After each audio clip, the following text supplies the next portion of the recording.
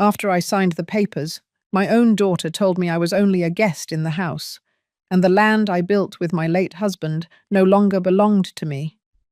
I walked out that night with nothing but the sound of her laughter behind me.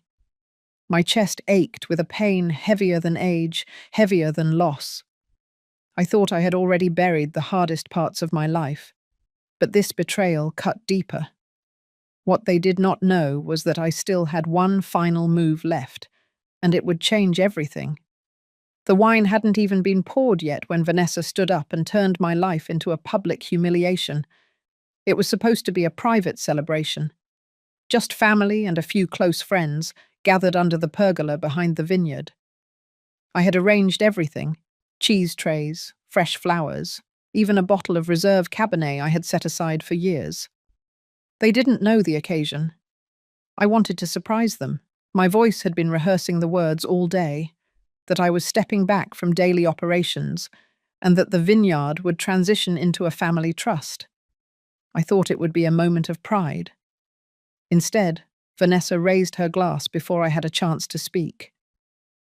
"We are beyond blessed," she said, her voice sugary and confident. "As of this morning, the vineyard and the Carmel Beach House now belong to Ethan and me. My mother has generously transferred the deeds, and we're so honored to carry on the family legacy." There was clapping. I remember the sound of it. Polite, uncertain. Someone gave a half laugh. I felt every eye turn to me. But I hadn't said those words. I hadn't agreed to that. Vanessa smiled at me like it was all part of the plan. My lips parted, but the room spun before I could form a sentence. Ethan stepped beside her and placed a manila folder on the table. "The paperwork is already signed," he said calmly. "All official. You just forgot to tell everyone." I looked down. My name was on the signature line. The trust documents, the ones I thought were temporary authorizations for tax planning. Ethan had rewritten the terms. Vanessa had slipped them in, and I had signed them, thinking they were something else. My heart sank, but my face stayed still. Ethan leaned closer. "We figured this was a better time to share it, since you love surprises. Also, Vanessa's been working so hard. She deserves to feel ownership now." Vanessa didn't look at me. She turned back to the guests and said, "My mother has done enough. She's earned her rest. We'll make sure the place runs beautifully." Then it happened. Vanessa placed a hand on my arm and spoke low, just loud enough for a few people near us to hear. "You can keep the guest room for now, but please don't touch anything in the study. We'll be reorganizing." That was it. I didn't speak. I stood up, walked out of my own vineyard, and kept walking past the rows of Cabernet vines I planted with my husband 30 years ago. I walked past the workers, past the trellis arch we built together the summer after he got sick. I walked all the way back to the house, packed a small suitcase, and left before the sun had fully set. Nobody came after me. I drove to the beach house. It was a quiet drive, nearly 5 hours down the coast. I remember watching the sky turn pale and then dark again. When I reached Carmel, the gate was closed. I entered the old code. Denied. I tried again. Denied. The locks had been changed. For a few minutes I just sat in the car with my hands on the wheel. Then I got out and walked around to the back. The house was dark, but a sensor light clicked on. A motion camera turned toward me. I knew Ethan had installed it. He had suggested cameras for safety last year, but now it felt like surveillance. The ocean was louder than usual, or maybe I was just hearing it differently. I sat on the steps, alone, with my suitcase beside me. That night, I didn't cry. Not because it didn't hurt, but because the hurt was so large, it no longer fit through tears. I stayed at a motel on the edge of town, one of those faded places where everything smells like salt and cleaning fluid. I didn't sleep. I kept replaying her voice. "You can keep the guest room. Please don't touch the study." The next morning, I went to see Grayson, and maybe this is where I pause. Because if you're still listening, you already know what's coming isn't soft. What they did wasn't some misunderstanding. It was a takeover, cold, deliberate. And what I did next wasn't graceful. It was calculated. Because sometimes you don't get back what was taken. You build something else, sharper. And you wait for the day they taste it. Grayson opened the door before I even knocked. His office smelled the same as it had 20 years ago: cedar, old books, and black coffee. I sat in the same leather chair I used to sit in when I came here with Robert. Back then, it was about vineyard contracts, water rights, occasionally updating the will. This time, I said nothing for the first few minutes. I just looked at him, and he understood. "She did it," I said finally. Grayson didn't ask what I meant. He already knew. He reached for his reading glasses and opened his desk drawer. The papers were already prepared. The real ones. The ones we filed quietly years ago, without telling Vanessa or Ethan. A private trust agreement with my name on every page. Signatures verified. Notarized. Sealed. It was the last smart decision Robert and I ever made together. "I'm activating it," I said. He nodded. He didn't try to talk me down. He didn't ask me if I was sure. That was why I came here. Grayson was the only person left in my life who didn't second-guess me. "I want them out," I added. "Out of the vineyard. Out of the house. I want everything reversed. Legally. Publicly." Grayson said it would take 48 hours, maybe less. After that, I drove back to the motel. The room was still cold, the same bedsheet I hadn't bothered to pull up, the suitcase still by the door. I didn't touch anything. I just sat at the small table, stared at the blank wall, and let the silence stretch. I didn't cry then either, not because I wasn't broken, but because I didn't want to give them one more thing, not even my tears. The next day, I visited the vineyard. I parked on the far side near the maintenance shed and walked in from the back entrance. No one saw me. I stayed in the shadows, watched the movement of workers. I saw Miguel near the trellises, still loyal, still working like the soil meant something. Then I saw Vanessa. She was giving instructions to a group of new interns, wearing one of my old sun hats like it belonged to her, pointing at rows of vines as if she'd pruned them herself. She had no idea I was watching. The sight of her made my hands shake. I left before anyone noticed, not because I was afraid, because I didn't want to do it like that. Not quietly, not behind her back. That evening I drove to Carmel again. I waited until after dark, then walked around the side gate. It was locked now with a new code, but I knew the fence line. There was always a soft spot behind the hydrangeas, where the post leaned just enough for someone determined to squeeze through. I sat on the back steps again, same as I had 2 nights before.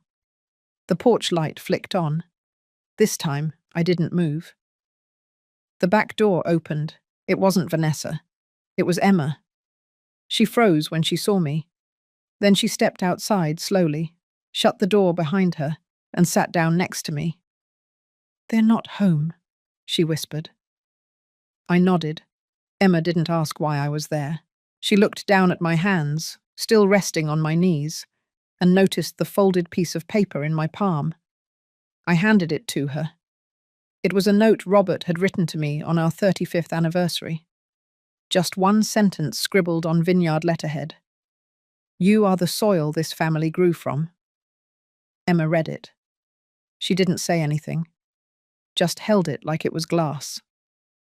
I used to think silence was weakness. But sitting next to her that night, I realized silence could also be power. Before I left, Emma stood and ran inside. She came back with something in her hand. It was Robert's old notebook, the one he kept for sketches and property notes. I thought I had lost it years ago. She had found it in the bottom drawer of the study, hidden behind tax records. I took it with both hands. That notebook meant more to me than any of the title papers Vanessa had forged. The next morning, I made calls. I spoke to Helen first. She was hesitant at first, but I told her everything. The fake signing, the takeover, being locked out of my own house. She listened in silence. Then she said she would take care of the rest. By noon, she had sent word to the Chamber of Commerce, to the Wine Festival Committee, and to the local newspaper. If Vanessa wanted to humiliate me in public, then she would receive her answer in public too. I wasn't hiding anymore. 2 days later, the invitations went out. Special screening, festival presentation, big screen under the stars. I booked the venue myself. Vanessa didn't know yet, but she would. And this time, everyone would be watching. The morning of the festival came quietly, the way big days often do. The weather was steady. The sky was overcast but dry. The town moved at its usual weekend rhythm, unaware of what had been set in motion. I had my coffee alone in the motel room, the same place I had spent the last few days. I laid out the clothes I would wear, simple, black, neat. No makeup, no jewelry. I wasn't dressing for celebration. I was dressing for reckoning. By noon, the festival grounds had started filling. The setup team arranged folding chairs in long, curved rows across the Central Plaza lawn. The wine booths lined the edges, local vendors offering tastings, homemade biscotti, and apricot preserves. A white screen had been strung between 2 poles in the center. By 5, the whole town would be gathered. Vanessa had no clue. Helen had handled the invitation phrasing carefully. It read, "A special visual presentation honoring 30 years of the Whitmore legacy."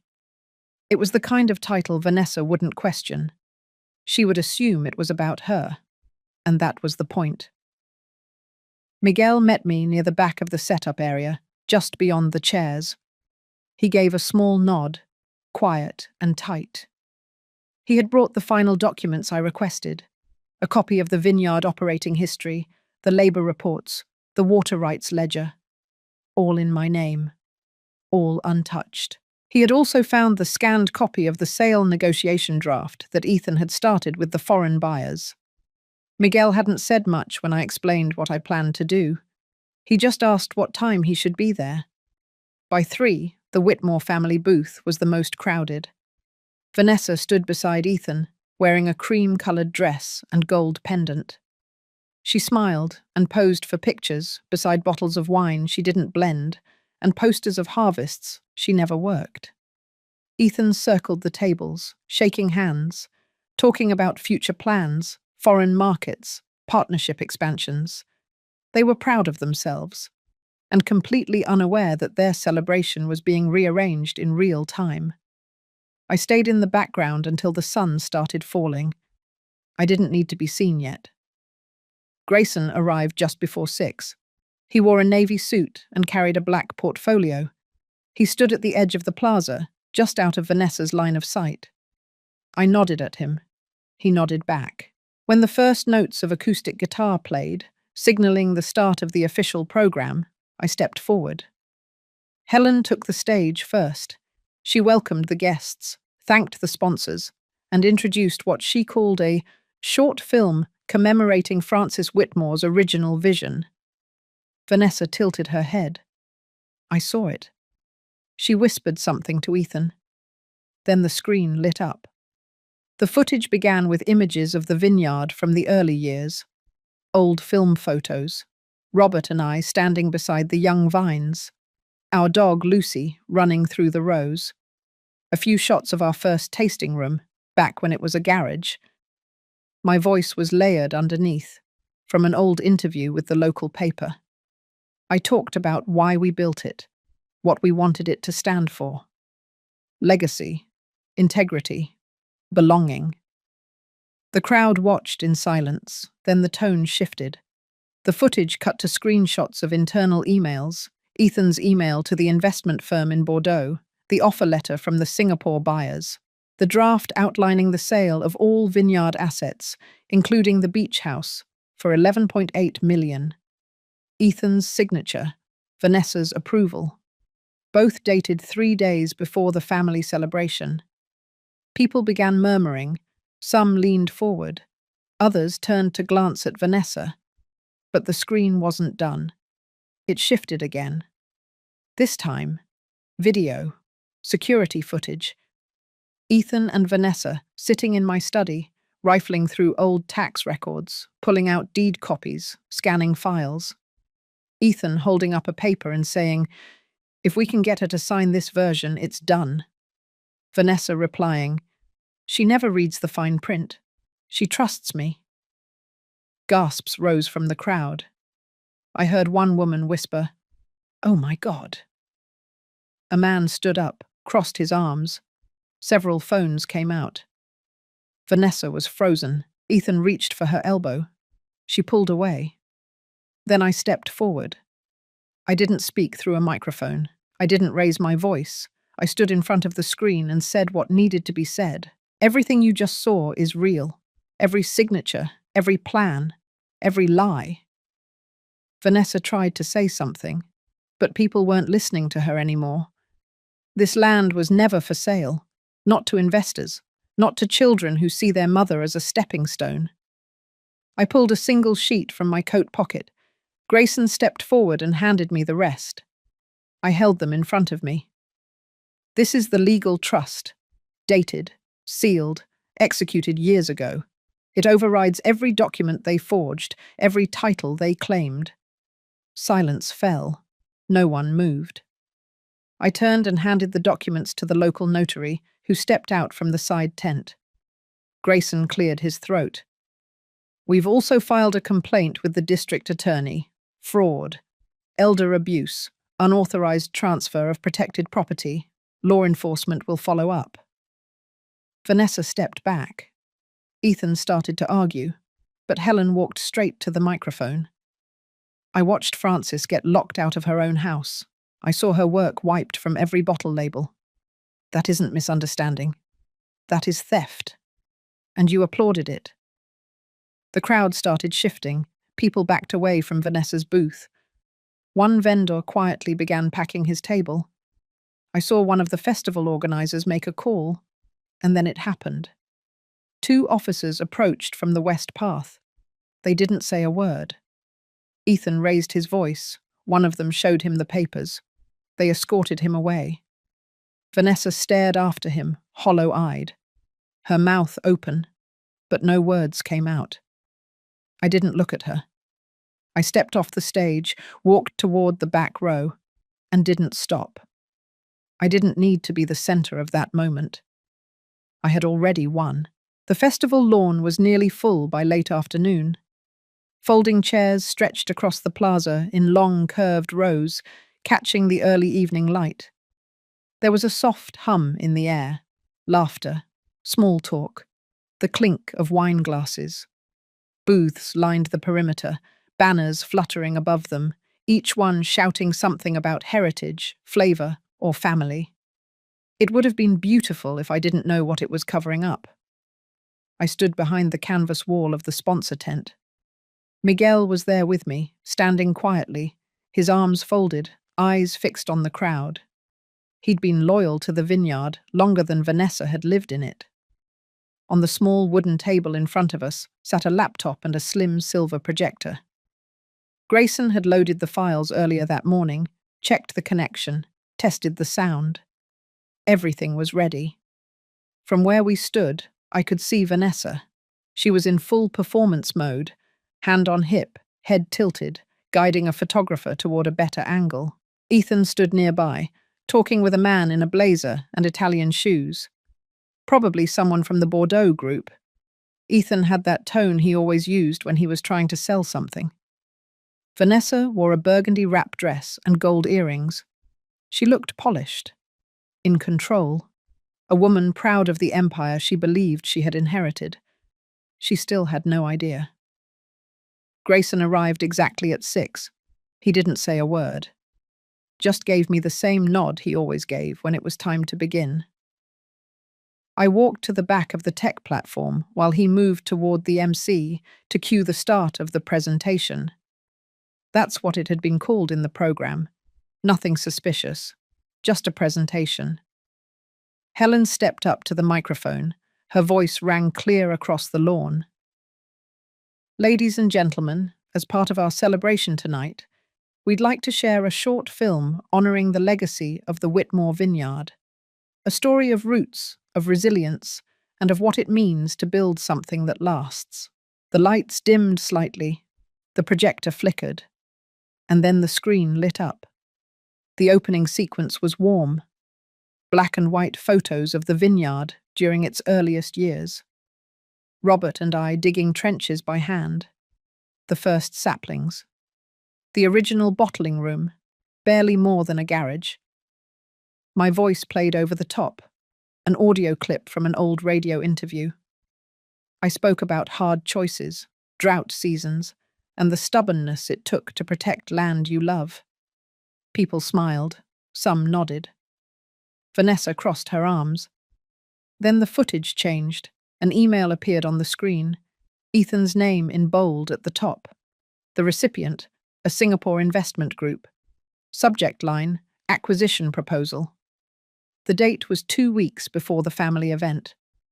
The body of the message detailed the terms of sale, vineyard assets, property parcels, even the beach house.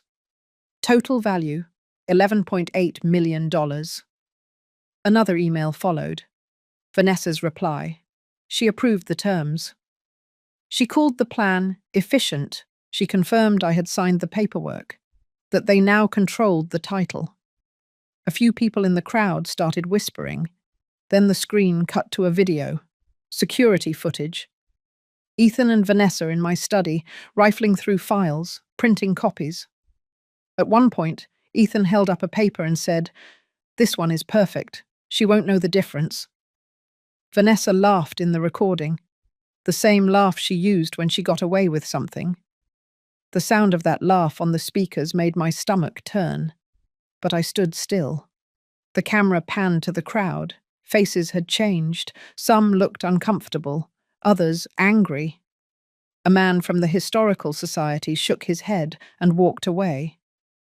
I saw one of the wine judges put down his glass and leave the tasting table. Vanessa froze. Ethan was no longer near her. Helen stepped forward again. Sometimes a family's legacy doesn't belong to just one person. Sometimes it belongs to the truth. And tonight, the truth is no longer silent. She stepped aside. Grayson took her place at the microphone. "I'm here as legal counsel for Frances Whitmore. The trust agreement filed by her, in partnership with her late husband, remains active and supersedes any unauthorized transfer. Documents provided by Ethan and Vanessa Whitmore were forged, and a formal investigation is now underway for attempted fraud and property misrepresentation." He held up a folder as the screen behind him showed scanned copies of the official trust documents. My name, Robert's name, the date, the seal, the notary. The effect was immediate. Several guests moved away from Vanessa. A couple backed away entirely from the booth. I heard someone mutter a curse. Another woman called her a disgrace. Vanessa turned to leave, but 2 officers were already approaching. Quiet, calm, methodical. They asked her to remain in place. Ethan had already disappeared from the main area. They found him near the staff tents, phone in hand, trying to call someone. He didn't resist. He looked smaller than usual. Neither one of them looked back at me. I didn't move. I waited until the screen turned black, until the sound faded, until the crowd began to scatter, voices rising, opinions flying. Only then did I step forward, past the stage, past the chairs. Miguel caught up to me near the parking lot. He didn't say anything. He just handed me something. A cork from one of our early reserve bottles. The label had faded, but I remembered the date, the year we first made a profit. I closed my hand around it. I got in my truck and drove home. Not the motel, not the beach house. Home. The vineyard gate opened on cue. The house lights were off, but everything felt exactly as it should. The floors still creaked the same way. The air still smelled faintly of cedar and lavender. I set the cork on the mantel and sat down in Robert's old armchair. I didn't turn on the lights. I didn't need to. For the first time in weeks, I wasn't trying to prove anything. I wasn't defending my place or my name or my blood. I had nothing to reclaim, because I had never really lost it. I slept for 12 straight hours after the festival. No alarms, no anxious twisting in bed. My body had finally given in, like it had been waiting for the storm to break before letting go. When I woke, it was still quiet. The vineyard was hushed, as if it too needed time to breathe. The first thing I did was walk the property. No one was there, not even the grounds crew. The air was damp, the sky soft grey, the kind that made the vines seem almost silver. I moved slow, steady, past the irrigation rows and down toward the boundary line where Robert and I once planted wild lavender just for the bees. The plants were still there, overgrown now, but blooming. I stopped for a long while in front of them. By noon, the messages started. The first was from Helen. Just a simple line. You did what needed to be done. Then Grayson. He informed me the legal freeze was now in full effect. Vanessa and Ethan could not access any financial assets tied to the vineyard or the beach house. He said the DA had already received the compiled reports and would move forward with questioning. But I didn't feel triumphant. Not yet. Victory wasn't what I was after. It was quiet. And quiet was what I needed. Around 3 in the afternoon, Miguel came by with 2 workers. They wanted to know if I was comfortable with them finishing the current bottling batch under my name. I said yes. It was more than yes. It was relief. I watched them walk the perimeter, Miguel giving instructions like he always had. The vineyard had survived. It would continue. But I knew what came next would not be about the vines. It would be about the people. That night, I received a knock at the front gate. It was Emma. She stood there holding a bag of groceries and an envelope. She didn't say much, just handed them to me. I let her inside, made her tea, let her sit quietly while I prepped the vegetables she brought. We didn't talk about her parents. She looked tired in a way that had nothing to do with sleep. Before she left, she handed me the envelope. I waited until she was out of sight before opening it. Inside was a letter from Vanessa. 3 pages, handwritten. I read it once, slowly, then again, faster. There were no apologies, only explanations, sentences about pressure, about not being seen, about wanting something for herself. The closest she came to remorse was a line near the end. I didn't think you'd fight back like that. I folded the letter in half and put it in the drawer next to the stove. I didn't feel anger. I felt distance, like she was someone I had once known, or once imagined I would raise, but not the woman who now existed. A week passed. Vanessa didn't contact me again. Ethan stayed quiet too. Helen told me he had packed a storage unit with some of his belongings, likely preparing for the long road ahead with legal proceedings. Grayson said they were already trying to settle through back channels, but I told him no. I didn't want money. I didn't want silence. I wanted them to face it. And then one morning, Vanessa showed up. She didn't text, didn't call, just drove up to the gate in the same car she had driven since college. She waited. I almost didn't open it, but I did. She stepped out, hair pulled back, no makeup, nothing polished. She looked older, smaller. She didn't ask to come in, just stood there, clutching a folder to her chest. I told her we would talk out by the vineyard. I didn't want her inside the house, not yet. We walked side by side through the southern rows. The grapes weren't full yet, but the leaves had begun to stretch open, green and soft against the sun. It was the same path she used to run through barefoot when she was 8. She started speaking before I could say anything. She said she had been ashamed, that the festival broke something in her, that seeing the footage made her realize what she had become, that Ethan had driven a wedge, but she let him, that she did more damage than she could fix. I didn't interrupt. She finally said the word she hadn't written in her letter. Sorry, it didn't fix anything, but I heard it. She reached into the folder and pulled out a form. It was a notarized declaration. She was withdrawing from any claim to the vineyard and the Carmel property. Grayson already had control of the assets, but this was symbolic. A statement, in writing, from her, saying she no longer wanted it, that she didn't deserve it. I asked her what she wanted from me. She looked down, hesitated, and said she wanted Emma to have a relationship with her grandmother. That's all. I told her the gate would stay closed for now, but the vineyard would always be there. And I would be too. She nodded. No tears, no hugging. Just a silence that sat between us like a field too wide to cross all at once. She turned and walked back toward her car. I stayed out in the rows a while longer. The quiet felt different now, less like a wound, more like the start of something clean. I wasn't ready to forgive, but I was ready to stop holding the weight alone. And maybe that was enough. 3 days passed after Vanessa's visit.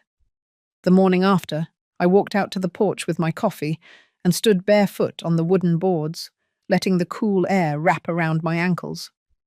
It was the kind of quiet that didn't press down on you but allowed space to breathe. I hadn't realized how much I needed space until it came back. I spent those days without a schedule. No meetings, no calls, no requests for signatures. Miguel kept the vineyard running with his usual rhythm. He'd text short updates when needed, but mostly he left me to my peace. I stayed out of the office and off the bottling floor. I let the land move without me for the first time in years. In the evenings, I read from Robert's old notebooks, his sketches of irrigation patterns, his notes about barrel rotations, even his scribbles about compost mixtures. There were pages where he'd written random thoughts that had nothing to do with the vineyard. Just memories, bits of stories, observations about birds nesting in the gutters. Reading them felt like sitting beside him again. He had always made room for the small things. I had spent too many years carrying only the heavy ones. On the 4th morning, Grayson called. He said the formal investigation had reached a turning point. Ethan had been charged with multiple counts of financial fraud. Vanessa, though not named in the primary documents, was included as a secondary witness. The prosecution had offered her a deal: testify fully, with supporting documents, and avoid additional charges. Grayson asked if I wanted to be involved. I said no. That part was finished for me. I didn't need to watch them explain themselves in court. I didn't need to hear their reasons turned into strategy. The law would do its work. My part had been reclaiming what was mine and making sure the damage didn't go unseen.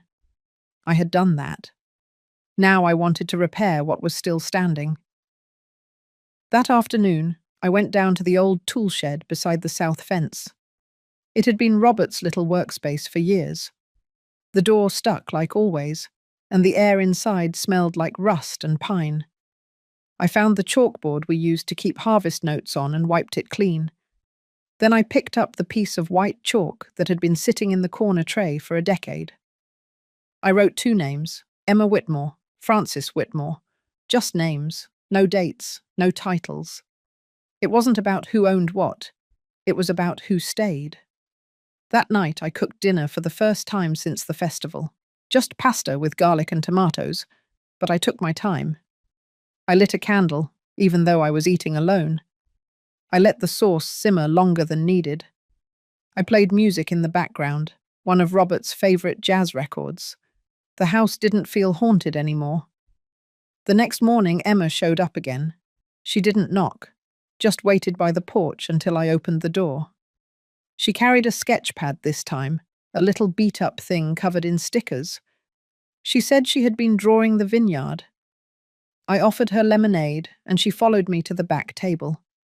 She didn't speak much at first, just flipped through the pages, showing me tiny rows of vines, a sketch of the beach house from memory, a rough outline of the bottling shed.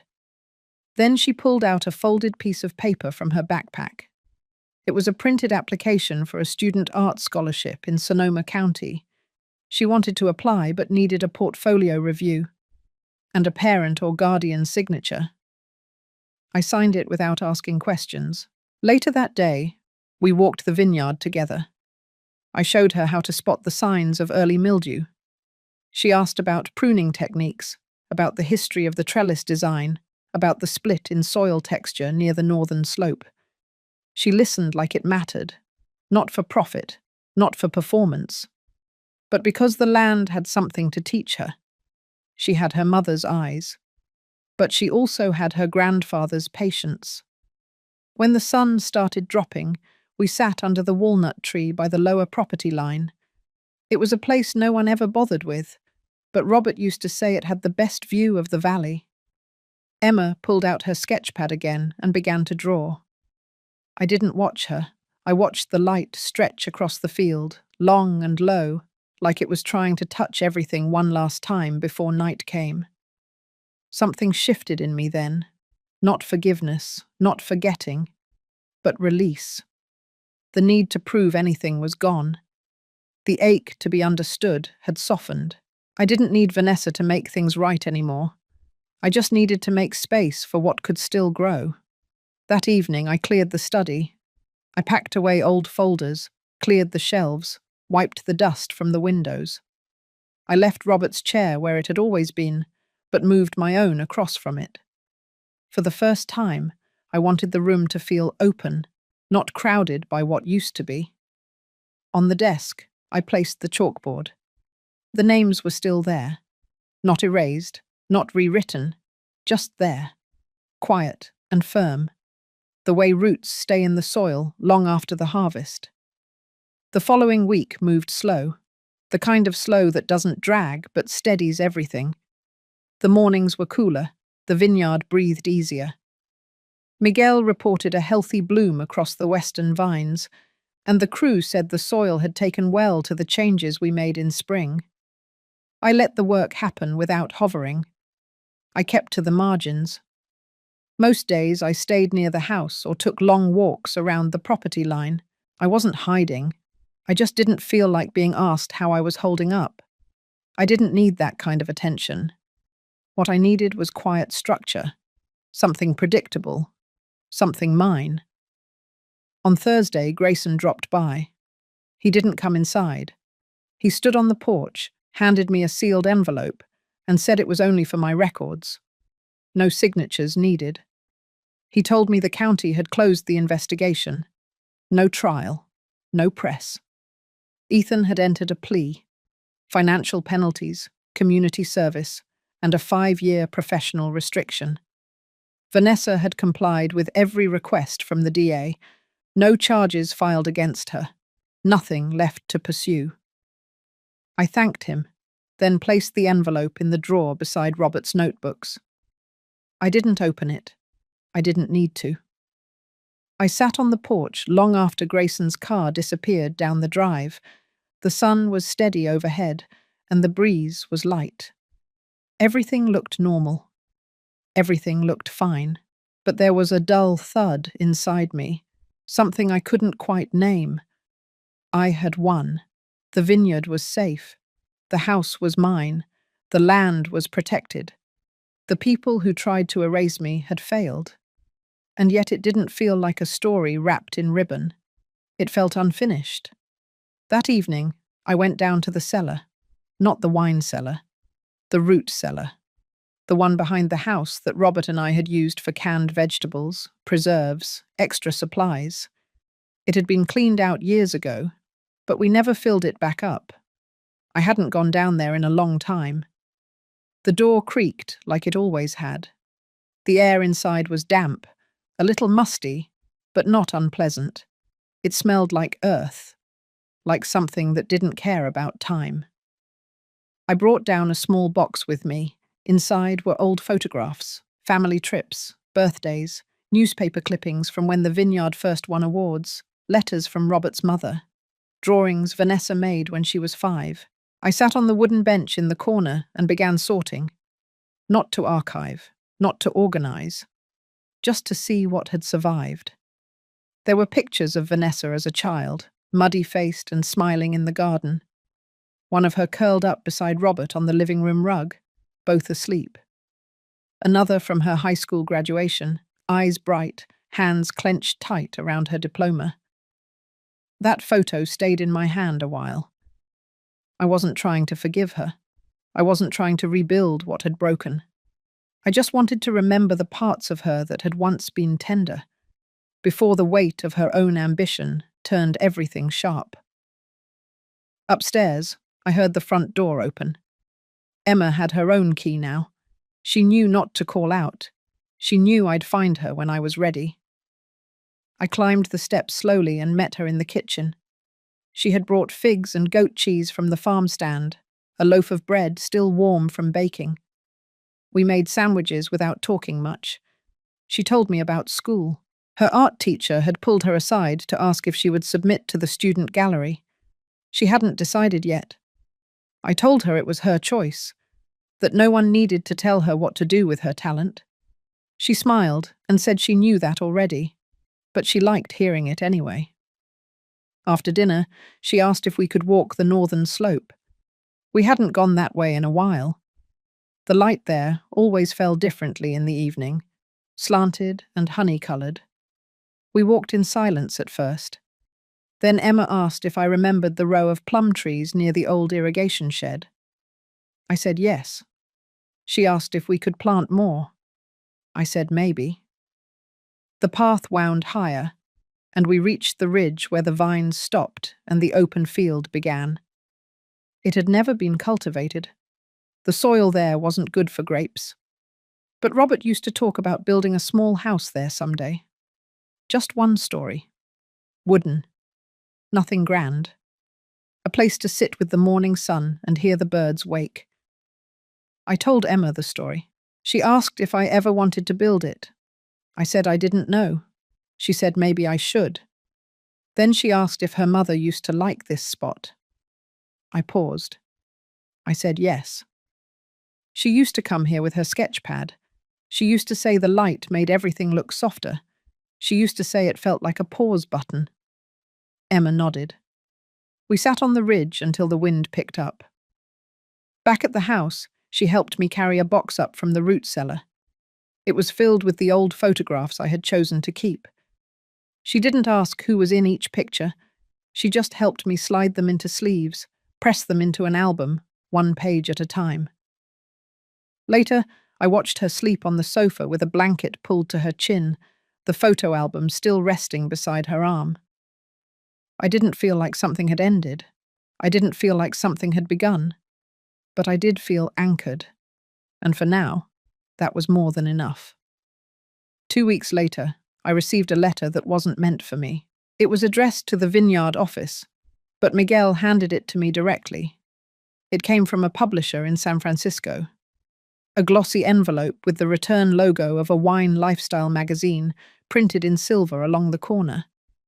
Inside was a handwritten note, clipped to a draft. Vanessa had submitted an essay. Not a story, not a column, not an article with polished quotes or a promotional headline. An essay. Personal, raw, typed but uneven, with certain lines struck through and rewritten in pen. The title read, "The Year I Nearly Lost the Soil Beneath My Feet." I didn't read it right away. I put it on the kitchen table, made coffee, cleaned the sink, watered the back porch succulents. I walked the driveway and stood in the shade of the walnut tree. I waited until I felt something settle before I sat down and opened the pages. It was not a confession. It was not an apology. but it was honest. She wrote about legacy, about pressure, about the myth of deserving things simply because you were born near them. She wrote about being raised with love and not knowing how to give it back when it counted. She wrote about watching her mother walk away without screaming. She wrote about being raised by a vineyard and still missing the point. I finished it in one sitting, folded the pages again, put them back in the envelope, and slid it into a drawer next to her childhood drawings. That same afternoon, I returned to the ridge where Emma and I had sat weeks earlier. The air smelled of clover and early heat. Spring had pushed itself fully into the hills. The grass had gone thick. A few wildflowers stubbornly bloomed despite the rocky ground. I stood at the top and looked out over everything that had been touched and retouched over the decades. Not just by hands, but by time, by decisions, by the absence of people who once stood there. Robert's vision for the ridge came back to me. The single-story house, the morning sun, the view. I walked the boundary with my hand brushing the fence post, counting each step, memorizing the rise and fall of the land. Then I returned to the main house, found the old survey maps, and pulled out a pen. That evening, I called Grayson. The next day, we sat on the porch and reviewed the preliminary paperwork. He adjusted his glasses, asked me once if I was sure. I nodded. He didn't question it again. He understood that this wasn't about reclaiming space. This was about planting something future-facing. I had decided to build it, the house on the ridge, but not for me. For women like me, the ones who were talked over, signed out of documents, labeled difficult or dramatic or disposable, the ones who gave up parts of themselves for families that forgot to ask what they ever wanted in return. The structure would be simple. 2 rooms, one for living, one for reflection. A wraparound porch, nothing ornamental, just strong, quiet, set with intention. A place for older women rebuilding, for women restarting, for women who had been erased and needed somewhere with walls and windows and air that did not require permission. I called it the Ridge House. Construction would start by summer. We would use local builders, local materials, no rush, no ribbon cutting. The next week, Emma and I stood on the ridge again, this time with orange flags stuck into the soil where the outer corners would rest. She walked the rectangle with care, eyes tracing the lines of what didn't yet exist. I told her it was hers as much as mine. She didn't speak. She just nodded, took one of the flags, and placed it deeper into the earth. Miguel offered to plant new trees nearby, walnut and plum. He said they would grow slowly, but they would last. That weekend, I received a second letter. Not from Vanessa, not from the DA, not from the magazine. It was from a woman named Lorraine, sent from a town I hadn't visited in decades. She had read about the festival online. Someone had shared a recording. She saw my name. She remembered a letter I had written years ago to a local women's group, back when I was trying to raise funds for irrigation repairs. She remembered my name because she had copied my words once to give herself courage. Now she wanted to give back. She had recently lost her own family land to a dishonest partner. She had nowhere to go, no place to feel safe, no silence that belonged to her. She asked if I knew of any programs for women like her. I wrote her back with the blueprint for the Ridge House. I told her we were not ready yet, but that we were building. I told her the foundation would be poured in July. I told her there would be a room for her if she needed one. She replied 3 days later. She said yes. And just like that, something new took root. Not a revival of what was, not a restoration of what had been, but something forward. And this time, it would grow from women who knew exactly what it meant to lose everything and still choose to plant again. Framing for the Ridge House began 2 weeks after Lorraine's letter. Miguel brought in a crew from Calistoga, all local. all people who knew how to work with quiet ground, the kind of builders who measured twice, spoke only when needed, and understood that this was more than a project. It wasn't a retirement home. It wasn't a guest cabin. It wasn't a shelter. It was a statement. We cleared the topsoil gently. We saved the roots where we could. I walked the site every morning before they arrived and again after they left. I wanted to be present for every inch. I wanted the foundation to feel like part of me. Lorraine arrived just as the subfloor was going in. She came with 2 bags and a worn satchel filled with notebooks. She had a voice that was softer than I expected. She walked slowly, looked people in the eye, and didn't smile unless it was real. I picked her up from the bus stop in town and said we'd take the long way back to the vineyard. She didn't ask for explanations. She just rode quietly, taking in the fields and the curve of the road like someone trying to remember the world again. That night, I made stew and set the table for 2. Emma joined us later. The 3 of us ate in calm silence. No music, no news.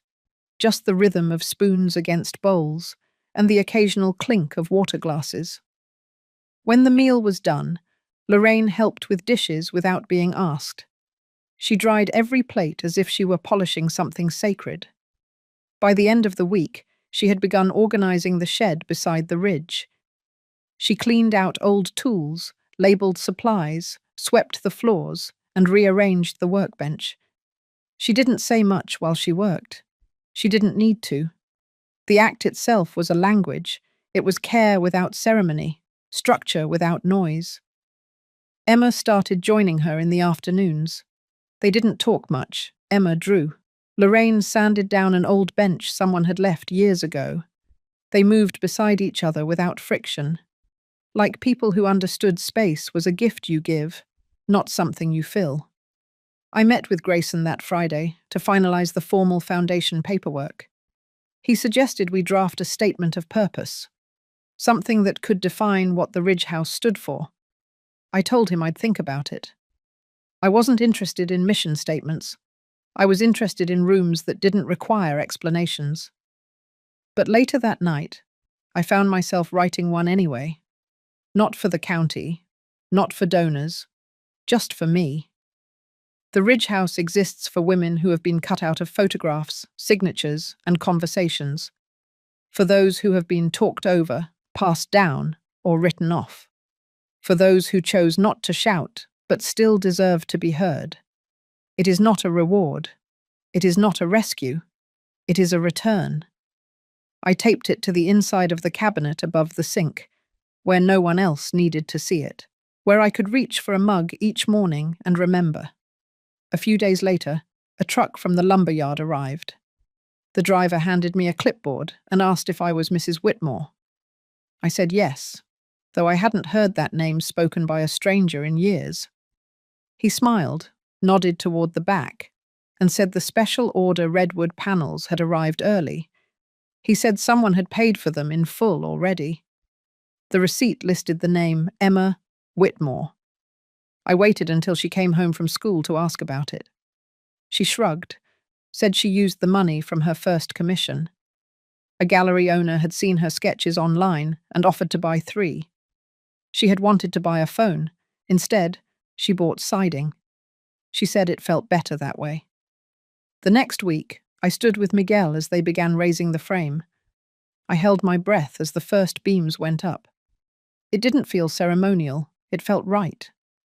A frame of something steady in a life that had moved too often without my permission. Vanessa hadn't contacted me since the letter from the magazine. I hadn't reached out either. Grayson said she was still cooperating with the Financial Review Board. She had submitted statements, copies of bank records, and a written timeline of events. She hadn't hired a lawyer. She hadn't tried to appeal anything. But that wasn't what stayed with me. What stayed with me was what Grayson said next. She withdrew her claim to the vineyard entirely, signed and filed. No press, no letters, no instructions. Just a quiet line drawn and a door shut behind her. It didn't bring comfort. It brought clarity. She had taken what she wanted. Then she tried to take what was not hers, and when she lost, she stepped back. That was all. Lorraine stayed on, not permanently, but longer than she expected. She began planting herbs in the soil behind the shed: lavender, mint, sage. She said she liked the way they held their shape. Emma helped her build a trellis. They painted it sea green. The wind came early that spring, stronger than usual. It knocked loose some of the west fencing. Miguel and I fixed it together one morning before breakfast. As we worked, he told me he had spoken to his sister. She wanted to volunteer at the Ridge House when it opened. Said it reminded her of a place their grandmother once ran. A kitchen table with chairs that matched nothing but made everyone feel like they belonged. I liked that. One afternoon, I found Lorraine sitting on the porch steps beside the nearly finished frame. She was reading a book with a cracked spine and a faded blue cover. She didn't look up when I joined her. She just turned a page and said she had never felt time slow down like this before. She said most places made her feel like she was behind. This place made her feel like she was right on time.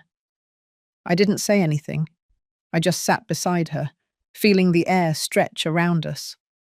Not waiting for anything, not recovering from anything. Just there, as it was meant to be. The Ridge House stood quiet and unfinished, but it had already become something people moved toward. It wasn't open. No signs, no announcements.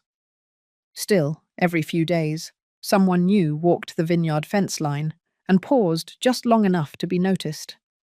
Some were neighbors, some were strangers, women mostly. A few stopped to ask Miguel about the building.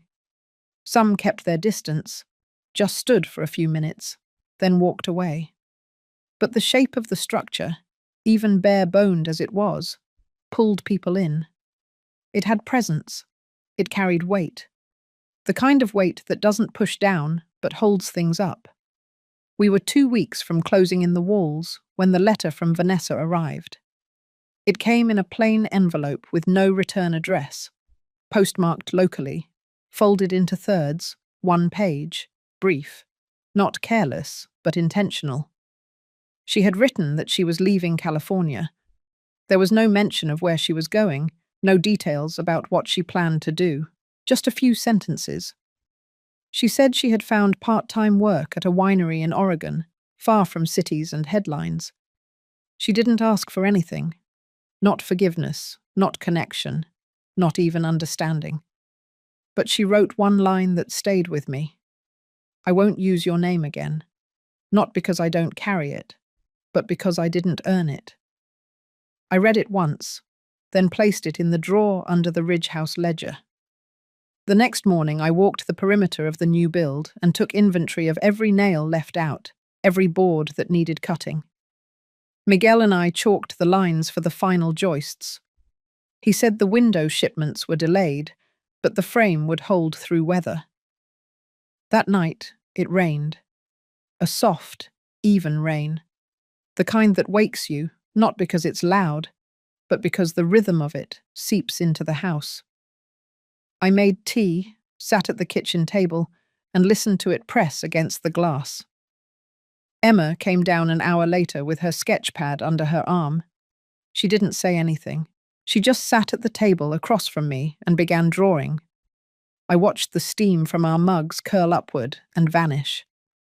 When the sun rose, the air smelled like wet cedar and cooled ash. The trees dripped slow. The soil darkened. The Ridge House stood still. It hadn't bent. The boards had held. Miguel's crew arrived at 7 sharp and began work without comment. They had the roof lined by dusk. By the end of the week, Lorraine moved her things from the main house to the temporary room we had set up behind the Ridge House frame. A cot, a lamp, a shelf of worn books. She wanted to be closer, not to oversee, just to witness. She said she didn't want to miss the first night when the door finally closed against the wind.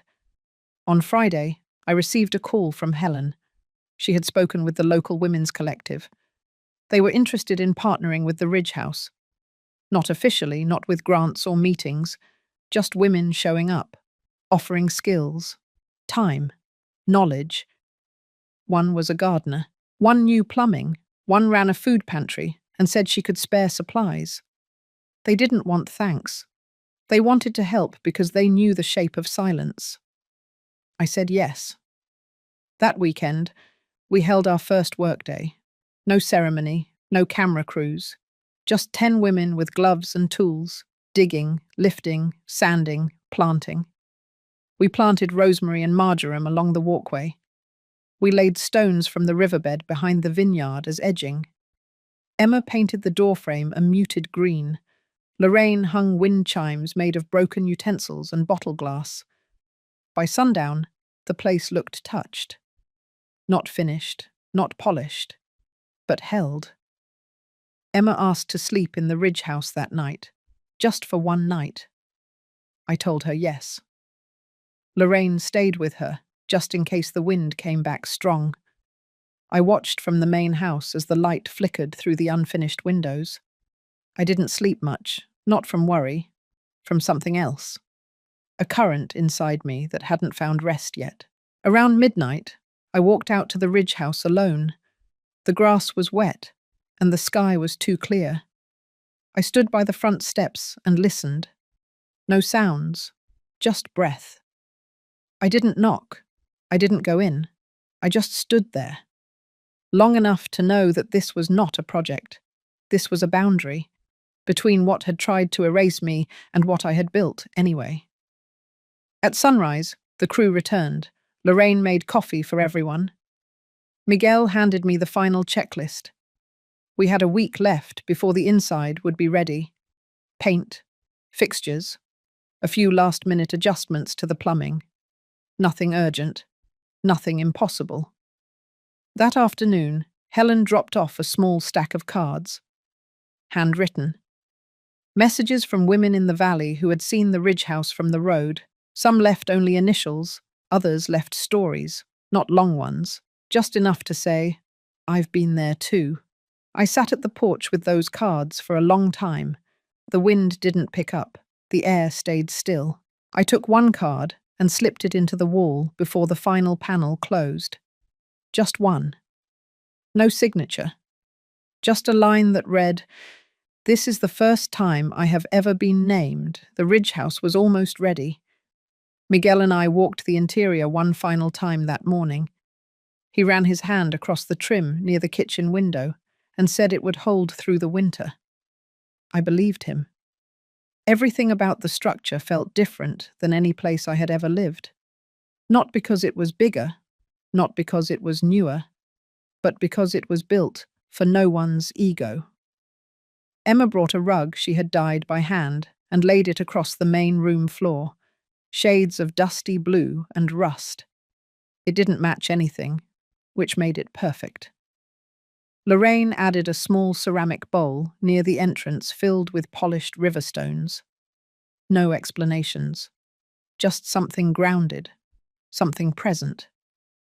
Grayson came by with the final documents. He carried the stack in a manila folder and placed it on the table in front of me. Inside were signatures, acknowledgements, and registrations. It was done. The Ridge house was now legally protected. It would never be sold. It could never be transferred. It existed beyond names. I asked Grayson to stay for coffee. He accepted. We sat under the tree near the vineyard fence line and spoke about nothing urgent. He told me about his daughter moving back to Mendocino. I told him about the new fig trees Miguel planted near the west slope. When he stood to leave, he paused and said this had been one of the few times he had watched something begin instead of end.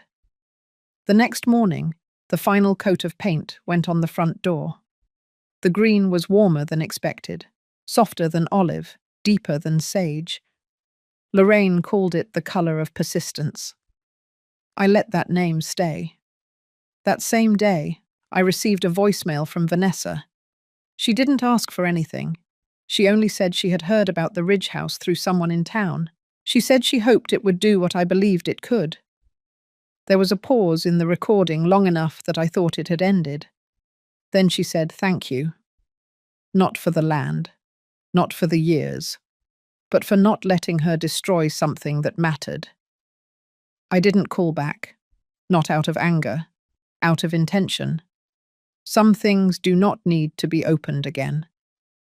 That night, Lorraine and Emma prepared a small dinner to mark the near completion of the house. Nothing formal. Roasted vegetables, cornbread, a jar of peach preserves. We ate on the floor in the main room. The lights hummed low. The silence in the room felt like breath, not absence. After the plates were cleared, Lorraine brought out a notebook. She said she had been collecting phrases over the last few weeks. Words that women had written down, left behind, or whispered into the space. She had written them by hand, one page at a time. I read a few pages. Some lines were full sentences, others were fragments. I gave more than I ever had. I never thought I would see another key handed to me. I didn't think I was worth a second place. One page held only a date. Another had no words, just a fingerprint. We placed the notebook on the windowsill and left it open to the page with the fingerprint. Lorraine said it felt like the right place to start. That night, I stepped outside before bed.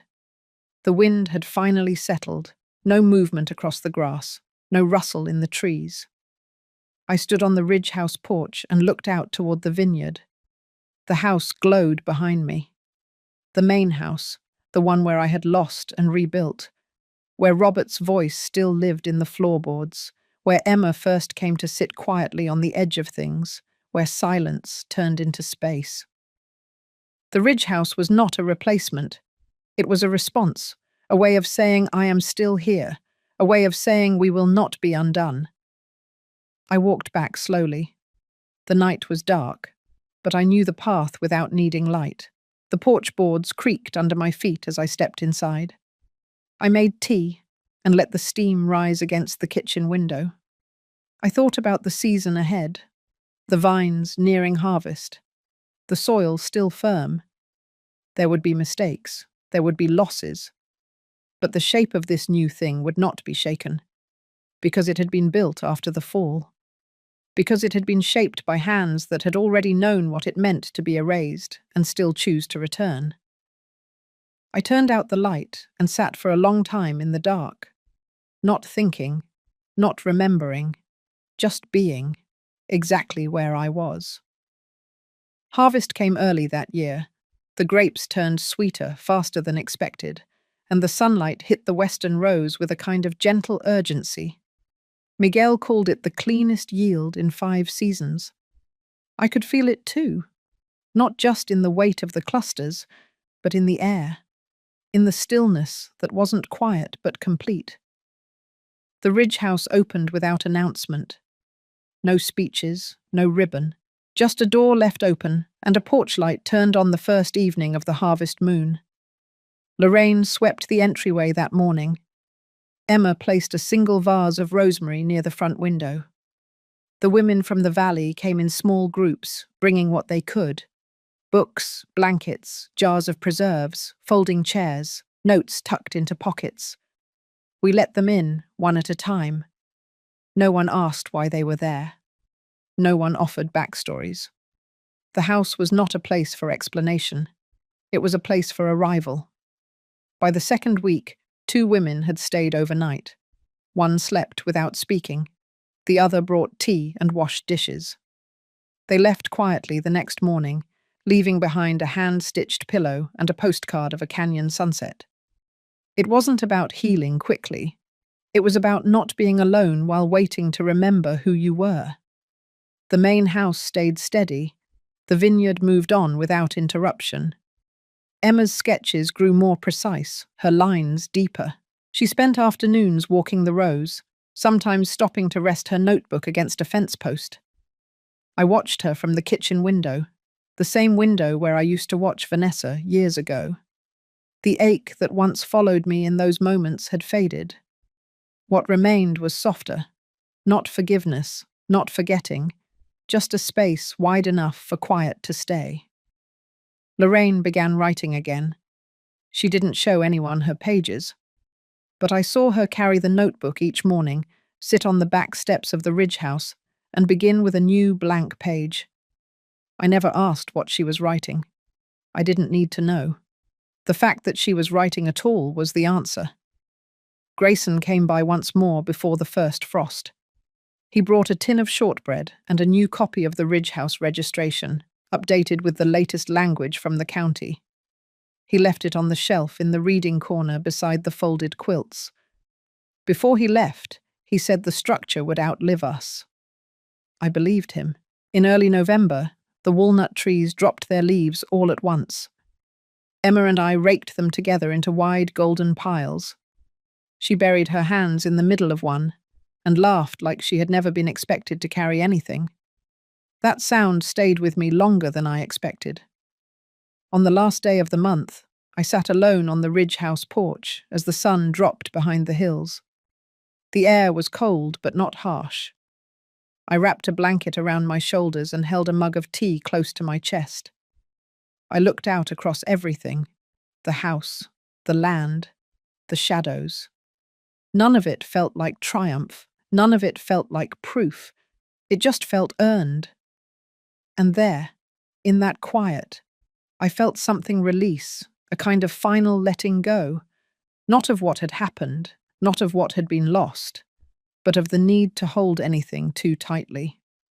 I closed my eyes, and I stayed there long enough for the porch light to flicker on behind me.